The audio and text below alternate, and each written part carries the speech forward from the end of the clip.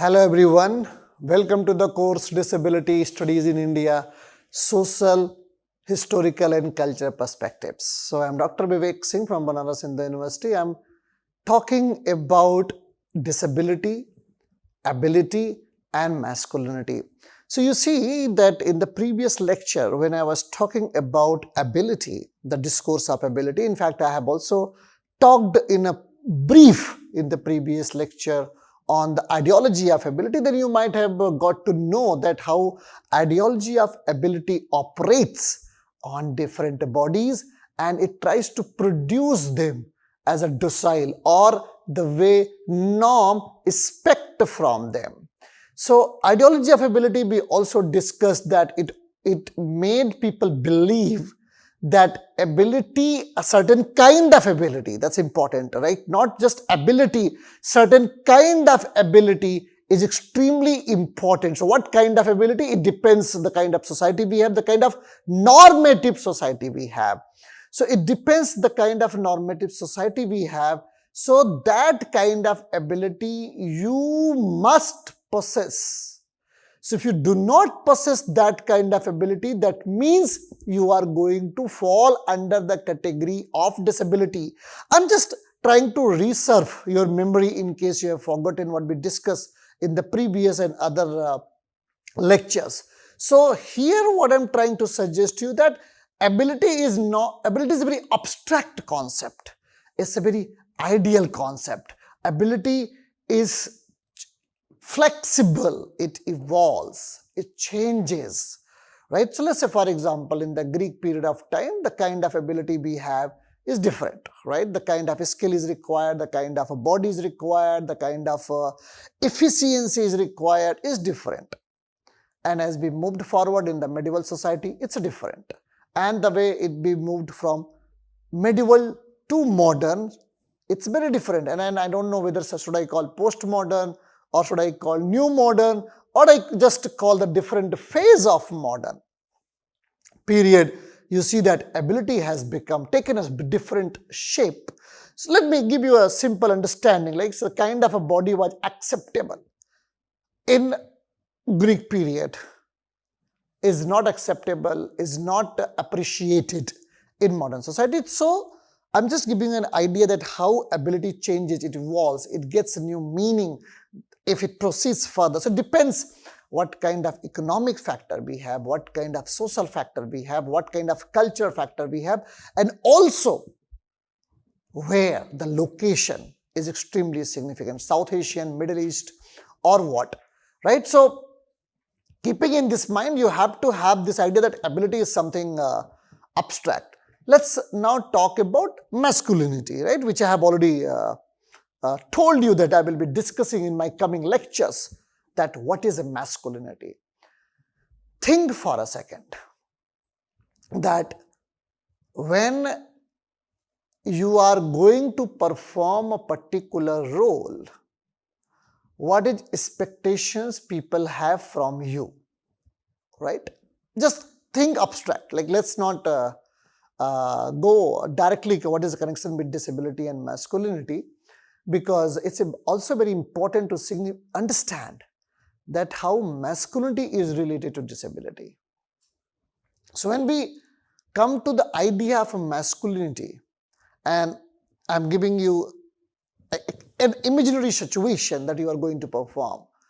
So people are disappointed or happy, or people appreciate you.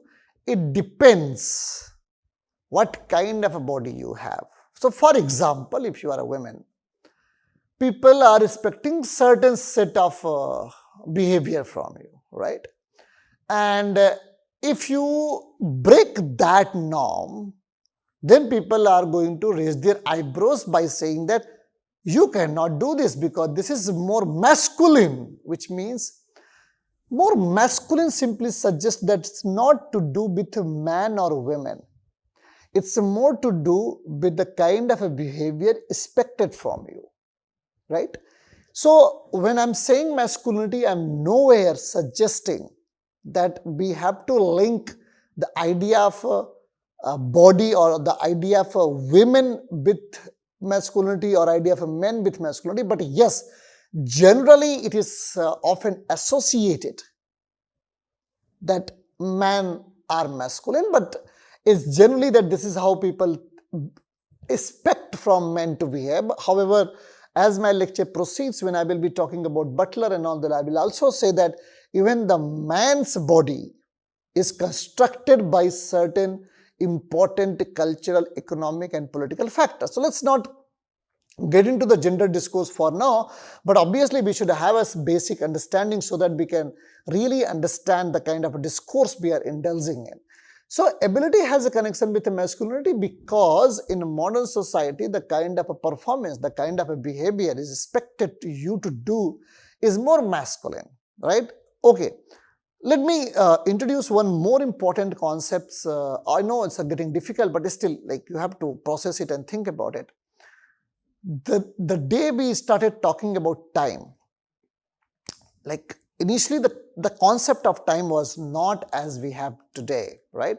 Like it's very different. The concept of time was very different initially, and now we have different. So now what is happening? People are talking about efficiency. People are talking about work ethics. People are talking about accuracy. People are talking about punctuality. How does it, who decides it? How, and more importantly, how does it get decided? It is decided by time. So you are punctual, which means time decides. Accuracy, efficiency, proficiency, anything, skill enhancement, ability to perform, right? Let's say, for example, you took 3 seconds to respond to this question, which means you are better. You took 5 minutes to respond to this question. Both of you have responded the same question appropriately. But the point is that someone responded a little bit late. Late simply means time. So here you see time determines whether either you are efficient or not. So even time is a cultural. So in the same, when it comes to masculinity and ability, which means to say that now you should have that particular ability to perform this particular task in a particular given time period. And obviously, certain body are not going to fit into this. Certain bodies will not be able to perform that task. In that condition, in that situation, what would happen if you are not able to perform, which means to say that you are not able. So here you see what the point I'm talking about. It's not about the body per se, not the biological body per se. It's about whether you are able to do this or you are not able to do that. So that's how masculinity is also judged. That's how ability aligns with the idea of masculinity. Alright, so in this context, we are going to open up, we are going to discuss, we are going to engage with the idea of disability, ability and masculinity. So let's look at the slide number 1. And here you see, I'm talking about, you see, intersection of disability and masculinity, right? So when you are working in disability studies, right? When you are working in disability studies and you are opening up your ideas how to think about disability. So you must have noticed by now, like this is a 4th week we have already entered, right? So since the first week, I have constantly letting you know, constantly hinting you that disability studies evolved, right? It evolved with multiple disciplines. So keeping disability studies in isolation will not work. So when we are looking at bodies or whatever, so it has to be examined, it has to be perceived, it has to be looked at with the intersectionalities of other discourses, right? So which is why we are talking about the intersectionalities of disability and masculinity. Look at the slide, please. So intersectionality of disability and masculinity have received increasingly scholarly attention in recent years.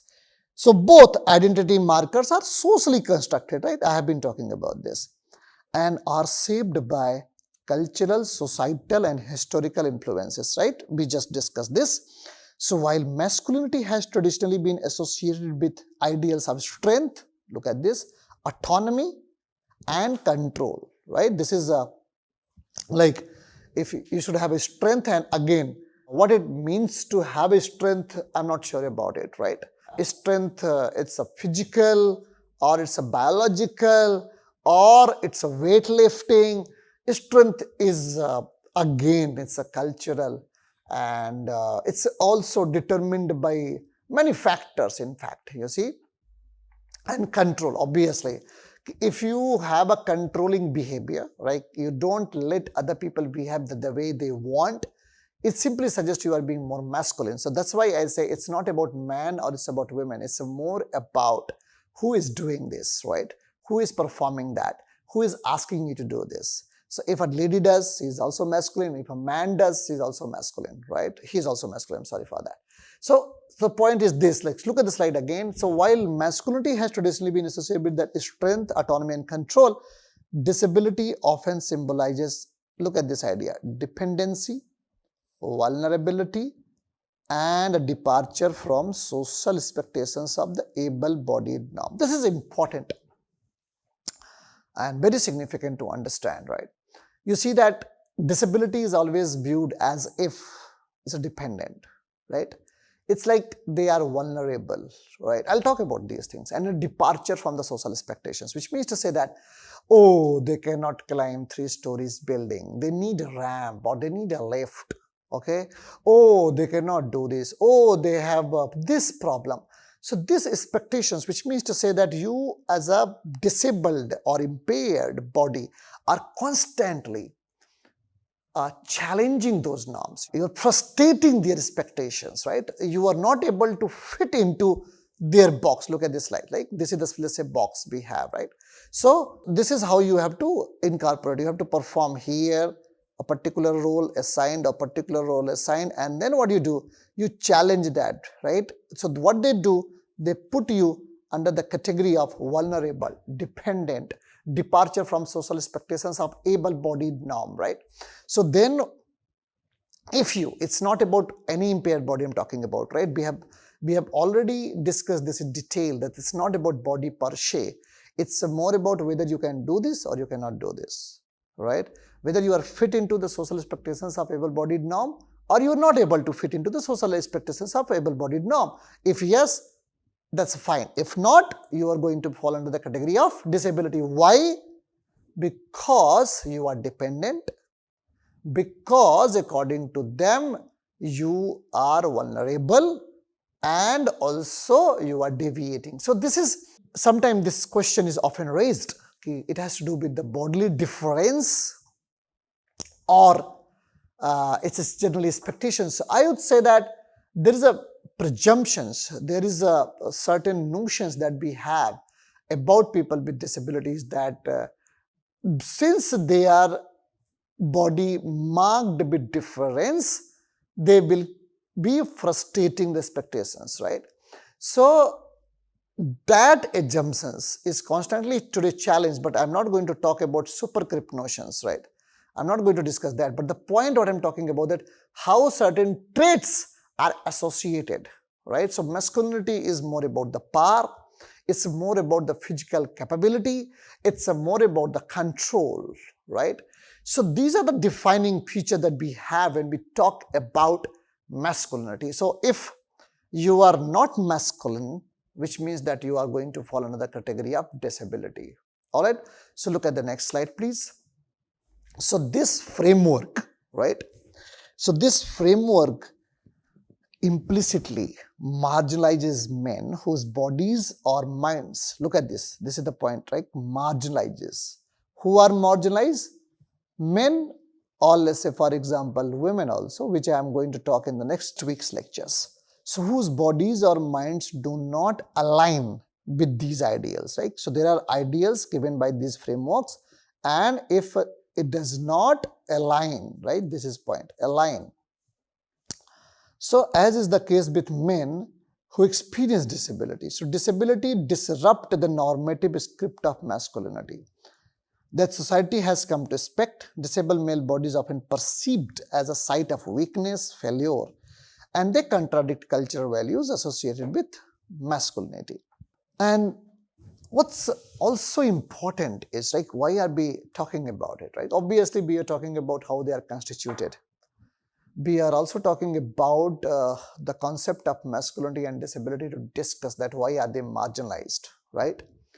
But as well as talking about them also shows how stigma is associated with people with disabilities. Stigma, that's an important notion, and I have been constantly suggesting you to read the book by Erving Goffman, who has written exponentially about, like, there's a book, Stigma and Notes on the Spoiled Identity by Erving Goffman. So I'm suggesting you to please read it, because throughout my lectures, throughout every week, you will see that this concept keep coming up. This concept will keep cropping up. They are important because we have to look at it, because until and unless we understand that stigma, right, how does it comes, so look at the slide, and that is where I have explained. So disabled man experience stigma in a ways that are both direct and implicit. Often their disability is perceived as deficiency or limitations, which undermine their perceived ability to fulfill traditional masculine roles such as protector, provider, or even sexual partner. So this concept of stigma, right, in fact there is a book as well titled the same, I have already talked about, please read that.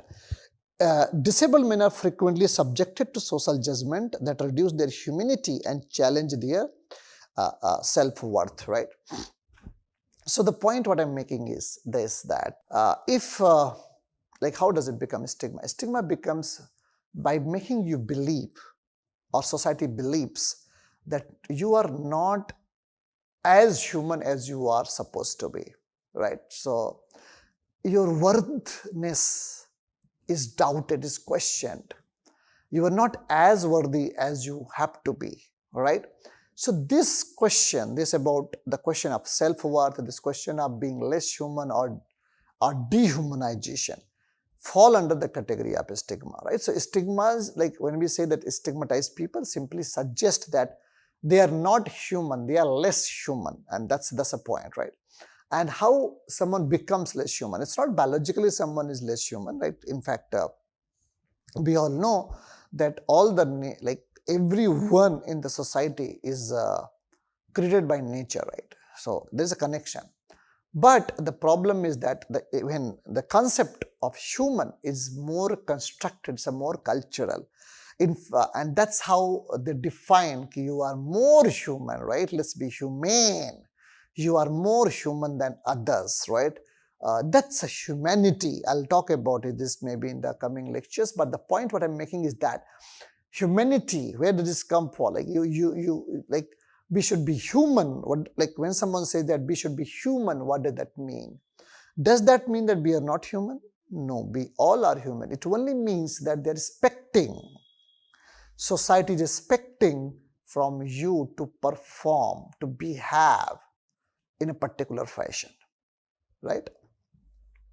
So your behavior in a particular fashion is going to suggest that whether you are less human or you are more human, right? Or you are you comply with the idea of humanity, right? So this is idea. And then what happens to this, right? So if you want to get away from the stigma, if you want to escape from the stigma, if you want not to be getting stigmatized, so then we have the concept called a supercrip, right? And that is where it comes, which I will be talking in details, but just look at your slide where I have talked about the supercrip, right? So here you see it's talking about, right? You see that?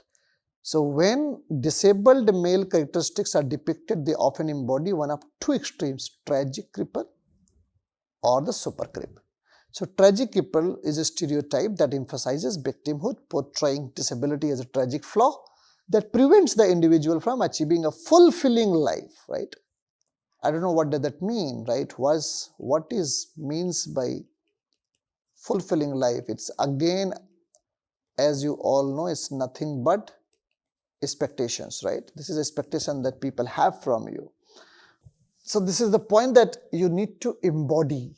You need to embody idealized masculinity. So if you idealize that quality, like, again, idealize means it's not that it's there are clear concept, there is clear idea and you can go and get it.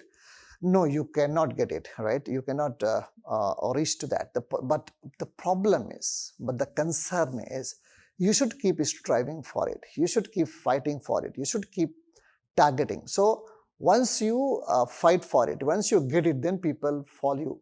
Supercrip, right? You become an example that you have overcome your disability, right? That's the idea of supercrip. So let's see. The supercrip means, in a simple understanding, that society expects from you to behave in a particular way, and obviously society is disappointed that you are born with that body, and then it expects and make you feel that you are less human. You internalize it. You remember I have talked about identity again. I have talked about identity, the 4 phases, right? You remember now.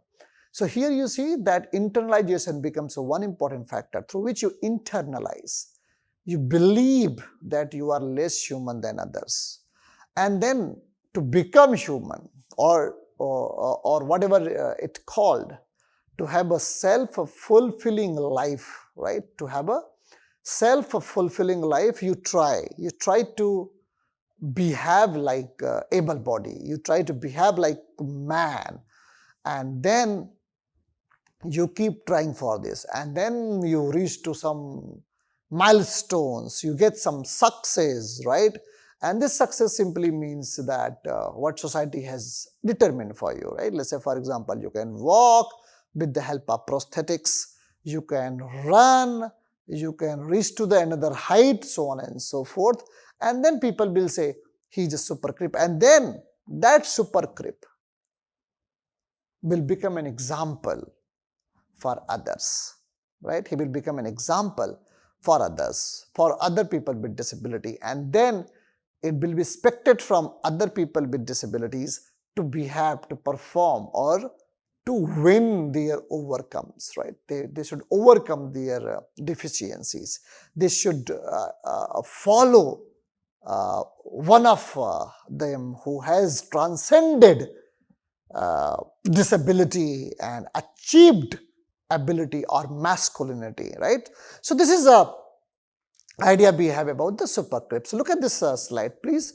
So on the one hand, on the other hand, the spectrum of supercrip narrative valorizes disabled men, right? You see that? Who overcome their disability in remarkable ways. That's what I was talking about, often achieving feats that even able-bodied men would find challenging, right? So this portrayal is ostensibly positive. It nonetheless reinforces an ableist standard. That's the point I was making, reinforcing an ableist standard by framing disability as something that must be conquered for masculinity to be fully realized. So this narrative places pressure on disabled men to perform feats of strength or resilience to redeem their masculinity rather than accepting their bodies as they are, right? So here the point is that what I'm trying to suggest, that they become again reinforce the normative structures, right? And then this notion of independence, being independent, autonomy, agency are restored, reinstated, right? Reinstated.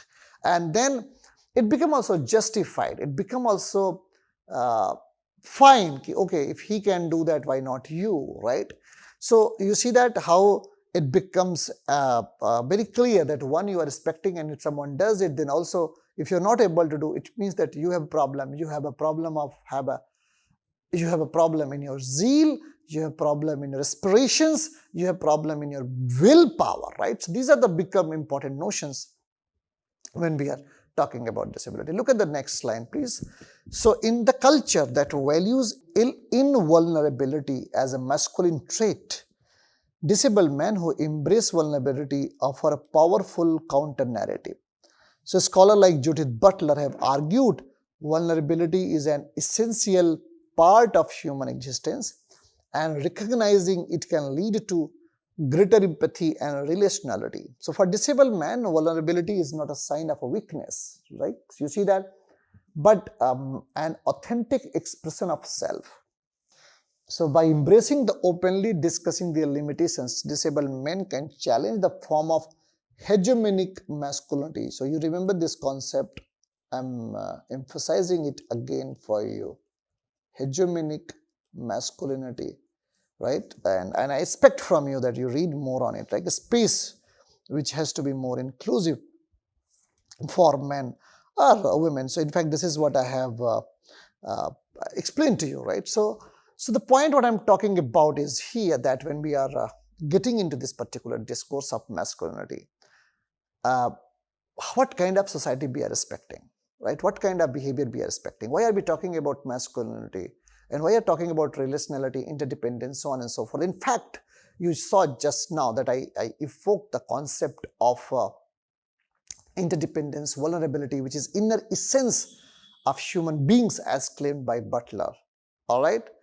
So to conclude my lecture, what I wanted to let you know by this idea of masculinity, ability, and disability is that these ableist standards, these masculine society has made us feel that vulnerability, interdependence is not the human characteristics. If you follow this, if you have this, you will be treated as less human, right? Not human as such. But when we read Butler or when we read other thinkers, their attempt is to make us feel, to question, to produce the counter narrative, just to tell that no, vulnerability is also essential characteristics of human beings, right? Interdependence is something that will create a very inclusive society for all.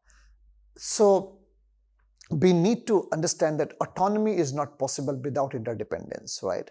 Autonomy does not mean that you should be independent, you should not be dependent. Autonomy simply means that you should be allowed to make your choices, right? So these are the important concepts which we need to rethink to produce the counter narrative, to analyze, to questions, to rethink about disability, and also how the discourse of disability or disability studies challenges the notion of masculinity and ability. All right. So with this, I would like to end my lecture. Thank you so much for your patience and listening to me. Thank you.